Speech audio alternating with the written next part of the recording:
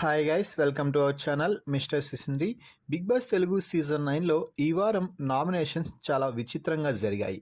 ప్రతి వారం కూడా ఒక కంటెస్టెంట్ ఇద్దరిని నామినేట్ చేసే అవకాశం అయితే ఇస్తాడు బిగ్ బాస్.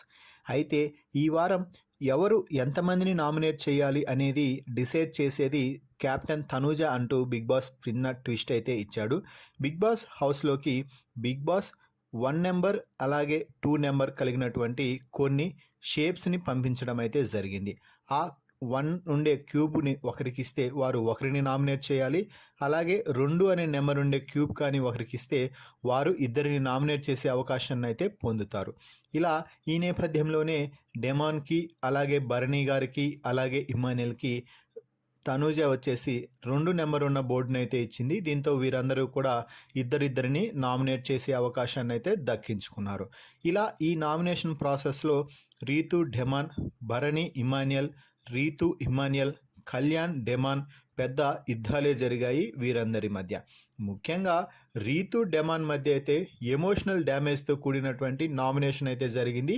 అయితే రీతు ఎన్ని మాటలు అన్నా ఏం చేసినా కూడా నామినేషన్లో సూపర్గా డిఫెండ్ చేసుకుంటూ వచ్చింది గత 10 వారాలుగా.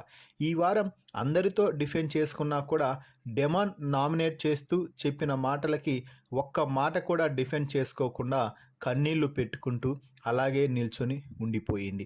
సో ఫైనల్గా ఈ వారం నామినేషన్లోకి వచ్చిన 6 మంది ఇమాన్యుయల్, భరణి, సంజన, డెమాన్, కళ్యాణ్, దివ్య. సో మొదటగా రీతు కూడా నామినేట్ అయ్యింది. అయితే రీతుని తనూజ తన కెప్టెన్సీ పవర్తో నామినేషన్స్ నుంచి సేవ్ అయితే చేసింది. ఇలా నామినేషన్స్ నుంచి రీతు సేవ్ అవ్వగా తనూజ కెప్టెన్ అయిన కారణంగా ఇమ్యూనిటీ లభించింది. అయితే సుమన్ శెట్టికి ఈ వారం ఎవరూ కూడా ఒక్క ఓటు కూడా వేయలేదు.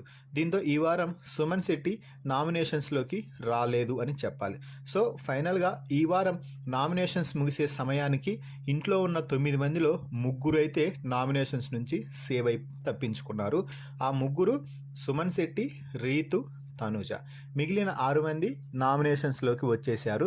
మరి ఈ 6 మంది అలాగే నామినేషన్స్ నుంచి తప్పించుకున్న 3 మొత్తం 9 మందిలో ఈ సీజన్లో ఎవరు సీజన్ విన్నర్గా నిలిస్తే బాగుంటుంది అని మీరు భావిస్తున్నారో వారి పేరుని తప్పకుండా కామెంట్స్ రూపంలో తెలిపి ఈ వీడియోకి ఒక లైక్ చేయండి. Please subscribe our YouTube channel mister సిసింద్రి.